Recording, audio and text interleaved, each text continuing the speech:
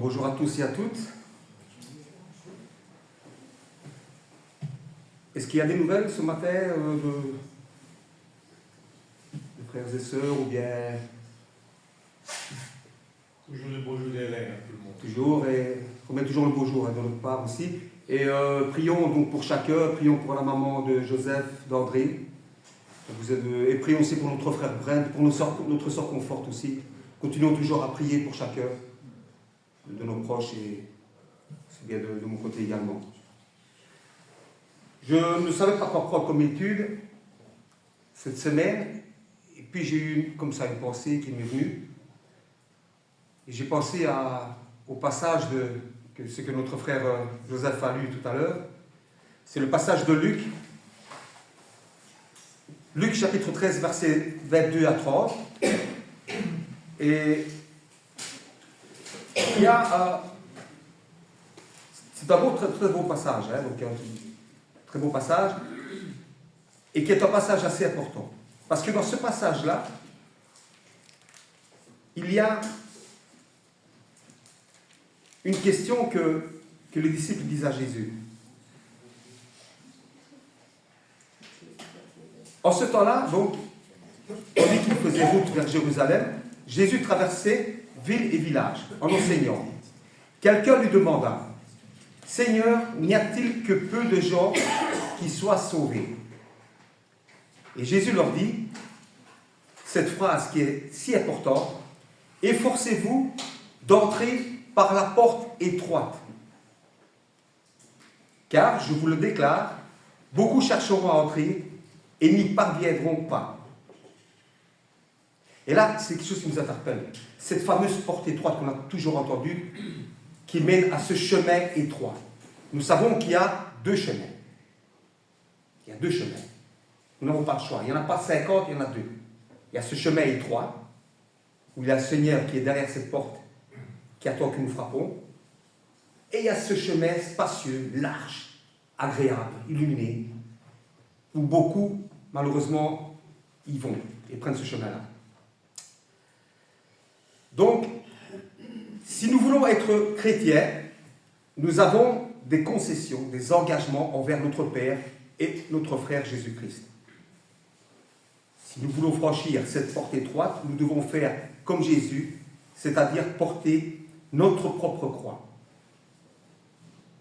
Et au final, quand on y pense, qu'est-ce que c'est notre croix? Comparé à ce que Jésus a porté, sa croix qu'il a portée. C'est tout ce qu'il a pris sur son dos, le monde. Tous nos péchés. Nous avons notre petit péché, nous avons notre petit problème, mais lui, il a pris carrément le péché de l'humanité. Autre chose. Donc, comme je vous ai dit, supposons que j'arrive dans un carrefour, dans un Y, et je vois devant moi deux portes, qui mènent à deux chemins différents. Une étroite et une large, comme je vous ai dit. Supposons que je transporte une grande valise, et je me dis, si je passe par cette porte spacieuse, je n'ai aucun souci pour la franchir avec cette grande valise, ainsi que le chemin qui suit, car il est très large. Mais où va-t-il m'amener au final? Où ce chemin va m'amener? Si ce n'est l'obscurité que je vois dans le fond de ce chemin. C'est vrai, au premier abord, ce chemin large a l'air agréable, tout le monde s'épanouit, s'amuse, chacun a sa valise et se promène dans ce chemin large. Le mieux pour moi, si je veux m'en sortir, ce serait de franchir l'autre chemin, celui qui est étroit, rocailleux, difficile, mais d'où il y a une certitude, c'est qu'au fond de ce chemin, il y a une lumière étincelante, une lumière qui nous attend. Seulement voilà, je dois faire un choix. S'il en va pour mon salut, je dois abandonner cette valise que j'ai avec moi depuis des années. C'est difficile de s'en débarrasser, mais je n'ai pas le choix. Si je ne veux pas m'égarer dans l'autre chemin qui est large, certes, mais qu'au fond, il mène à la perdition. Donc je dois repartir à zéro, je dois abandonner cette valise à l'entrée de cette porte étroite et m'engager sans peur ni crainte de ce qui m'attend sur ce chemin si nous voulons atteindre cette lumière au fond de ce difficile parcours. Alors vous allez me dire, à quoi correspond cette grosse valise? Qu'est-ce qu'il y a de cette grosse valise? Dans cette valise, il y a la vie que nous menions auparavant, c'est-à-dire la vie charnelle et toutes ses convoitises, ses impudicités, son ego, son orgueil et toutes ces choses qui font la guerre à l'âme et qui n'est pas conforme à la parole. Donc, nous sommes des voyageurs dans ce monde. Nous sommes des pèlerins. Et nous avons chacun notre valise. Nous la portons avec nous. Mais à un moment donné, je vais me trouver face à deux portes. Et je me dis, ben, cette valise, si je veux rentrer dans cette porte étroite, ça va être compliqué. Comment est-ce que je vais le faire? C'est pas évident. Par contre, là, il n'y a aucun problème. Je la prends avec moi. Je marche. Et tout. Il y a tout. Il y a de la musique, il y a de la liberté. Tout le monde s'amuse. Et malgré qu'ils ont leur valise, mais il n'y a aucun souci. Mais moi, ici, je ne peux pas. Je suis face à cette porte étroite. Comment vais-je faire pour rentrer dans cette porte étroite avec ça? Je vais être obligé d'abandonner cette valise-là. Mais ce n'est pas évident. Parce que je vous expliquais, dans cette valise, il y a tout ce qui nous comporte. L'orgueil, son ego, le propre moi, et tous nos défauts. Et je tape à cette porte. Je frappe à cette porte, et le Seigneur ouvre la porte. Et je vois le Seigneur. Laisse ta valise là. Laisse. Viens avec moi. C'est moi qui va me charger de prendre tout ce qui est dedans et c'est moi qui va me prendre sur mon dos. Laisse. Tu n'as pas besoin de ça. Seulement, je te préviens, ce chemin ne sera pas facile. Je serai là. Ce n'est pas pour ça que tu vas prendre ce chemin que tu vas avoir aucune difficulté à le prendre. Tu auras malgré tout des épreuves de la vie. Et les épreuves seront là. Mais sache que je suis avec toi. Et quand tu vas tomber dans ce chemin, je serai là, je te reprendrai avec moi. Parce qu'il y a un but. Nous devons aller tout droit. Dans ce chemin étroit pour pouvoir atteindre cette lumière qu'elle a. Cette couronne de vie. C'est la lumière, sa couronne.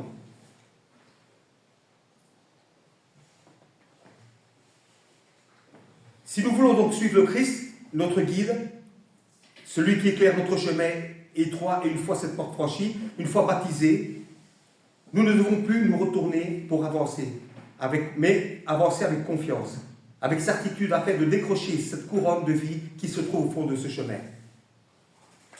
Jésus nous a dit, quiconque met la main à la charrue et regarde en arrière n'est pas propre au royaume de Dieu.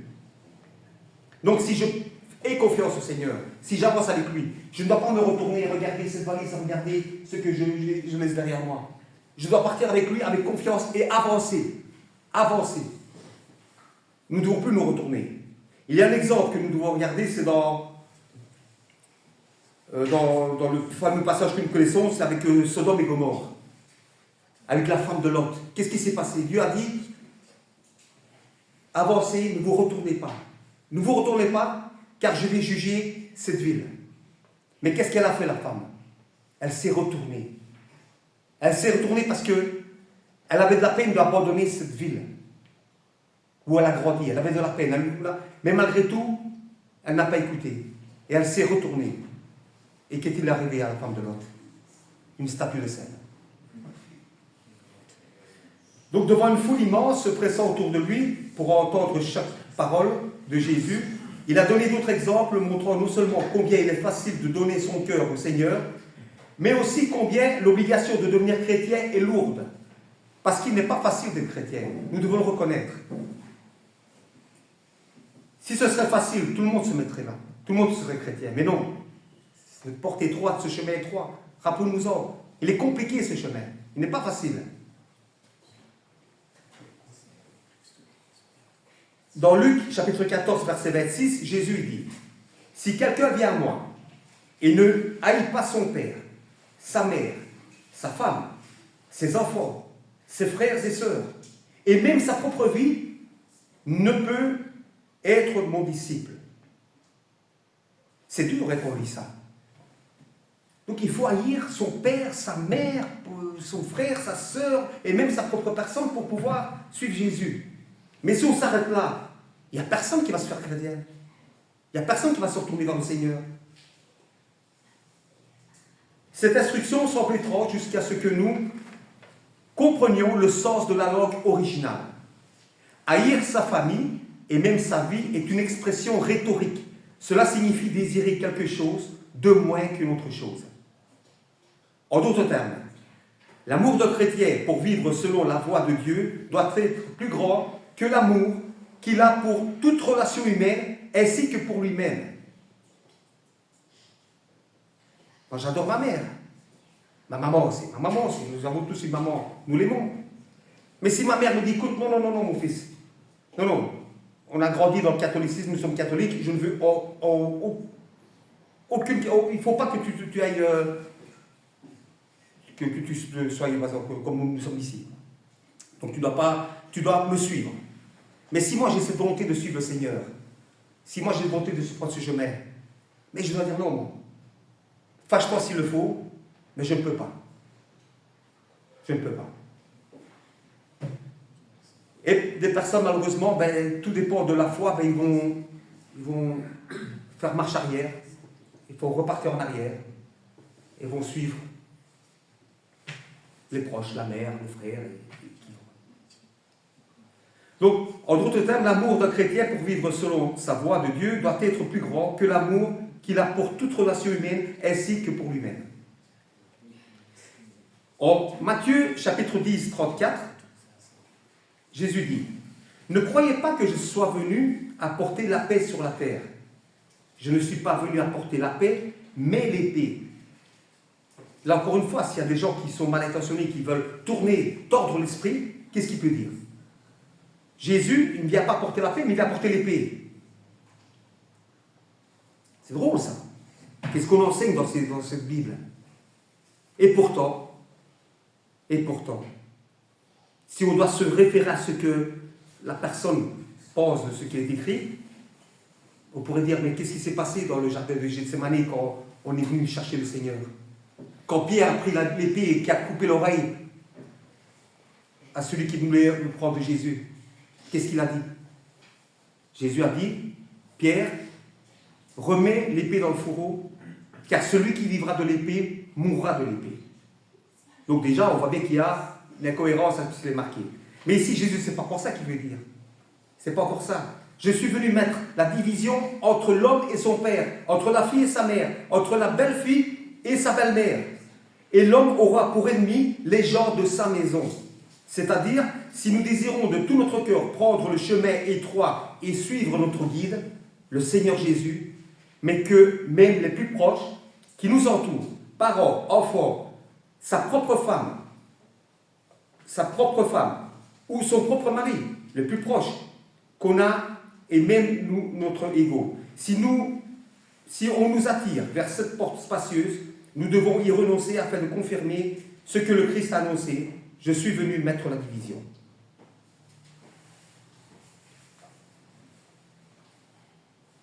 Vous devez surmonter et endurer des épreuves en devenant chrétien.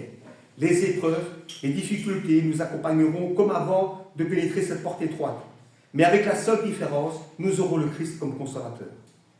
Jésus dit, « Celui qui ne porte pas sa croix et ne me suit pas, ne peut pas être mon disciple. » Jésus savait de quoi il parlait, de ce qu'il attendait de sa propre crucifixion.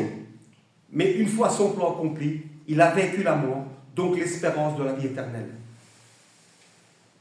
C'est pour ça que nous devons avoir confiance au Seigneur quand nous frappons à cette porte et qu'il est là, et qu'il nous attend. Nous devons, avant de rentrer, nous devons savoir que le Seigneur a vaincu la mort. Et nous devons avoir confiance en ça. Que le Seigneur me prenne dans sa main quand je marcherai dans ce chemin étroit. Je marche dans ce chemin étroit. Je sais qu'il a vaincu la mort. Je sais. Et si je continue à garder sa main, j'irai avec lui jusque-là, dans cette fameuse lumière. Ne lâchons pas la main du Seigneur, ne retournons pas en arrière. Parce qu'il est possible de retourner en arrière tant que nous sommes dans cette vie, dans ce chemin, tant que nous sommes sur cette terre. Mais si nous persévérons à prendre ce chemin, et une fois que nous arriverons à cette lumière, il y aura plus ce sera irréversible. On ne saura plus revenir en arrière. Et on aura gagné cette couronne.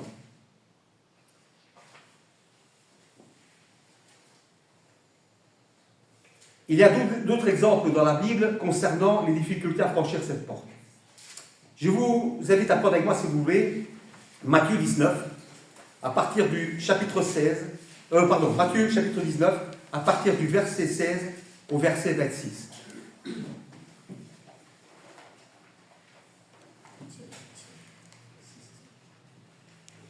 Il y a tellement d'exemples ici dans la parole, dans la Bible. Et je vais vous prendre encore un type d'exemple. Comme quoi il n'est pas facile de prendre le chemin étroit. Et ici on parle du jeune homme riche. Et voici, un homme s'approcha et dit à Jésus, « Maître, que dois-je faire de bon pour avoir la vie éternelle ?» Il lui répondit, « Pourquoi m'interroges-tu sur ce qui est bon? Un seul est le bon. Si tu veux entrer dans la vie, observe les commandements. Lequel ?» lui dit-il. Et Jésus répondit, « Tu ne tueras point, tu ne commettras point d'adultère, tu ne déroberas point, tu ne diras pas point de faux témoignages. Honore ton père et ta mère. » Voilà, ici on peut revenir par exemple encore à ce qu'on disait, quand il dit qu'il faut haïr son père et sa mère. Ce n'est pas haïr dans le sens de les détester, parce qu'il y a une incohérence. Honore ton père et ta mère. Donc tu dois aimer ton père et ta mère, mais là tu dis non, haïr. Donc ça veut bien dire que c'est un mot qui veut dire il faut te séparer s'il le faudra, mais pas les détester, pas les haïr. Le jeune homme lui dit, j'ai observé toutes ces choses, que me manque-t-il encore? Jésus lui dit, si tu veux être parfait, va, vends ce que tu possèdes, donne-le aux pauvres, et tu auras un trésor dans le ciel. Puis viens et suis-moi. Donc viens et suis-moi. Viens. Suis-moi sur ce chemin étroit. Et ici, qu'est-ce qu'on voit? Après avoir entendu ces paroles, le jeune homme s'en alla tout triste, car il avait de grands biens. Donc il n'est pas facile de prendre ce chemin. Pas facile du tout. Et pour terminer, dans Matthieu, chapitre 7, verset 7, le Seigneur a dit, « Demandez, et l'on vous donnera. Cherchez, et vous trouverez. Frappez, et l'on vous ouvrira. Car quiconque demande, reçoit. Celui qui cherche, trouve. Et l'on ouvre la porte à celui qui frappe. » Pour ceux qui veulent répondre à l'appel du Seigneur, qui frappe à cette porte étroite, le Seigneur l'ouvrira tant qu'il est encore temps. Car le jour où il la fermera, définitivement, il sera trop tard. On aura bon à frapper sur cette porte. Ce sera trop tard. Souvenons-nous donc de la parabole des 10 vierges. 5 sont entrés, et les 5 autres, quand il était trop tard, sont restés dehors. Il y aura, comme dit Jésus, des pleurs et des grincements de dents à ce moment-là. Donc nous avons encore la chance de pouvoir prendre ce chemin. Nous, Dieu merci, nous l'avons pris. Mais si nous l'avons pris, nous devons continuer. Parce qu'on peut toujours faire marche arrière. Ce n'est pas que la porte, Jésus va la fermer à clé. Parce qu'il y en a beaucoup. Même autant, on peut lire dans les actes, il y avait des chrétiens qui sont repartis en arrière. Ils ont abandonné. Nous devons continuer. Parce que le jour où Jésus va dire, maintenant c'est fini, je ferme la porte. Ceux qui sont restés dehors, ceux qui étaient dans le chemin spacieux, qui ont au dernier moment réfléchi, veulent revenir. Mais quand la porte sera fermée, ce sera fermé, c'est fini. C'est trop tard. C'est trop tard. Vous aurez beau frapper à cette porte, faire ce que vous voulez. Ce sera trop tard. Et il dira, allez-vous-en, vous tous qui avez commis l'iniquité. Je ne vous connais pas. Nous voulons que le Seigneur nous connaisse, et il nous connaît. Nous sommes ses brebis, et il nous connaît, et nous connaît sa voix. Que le Seigneur nous garde. Amen.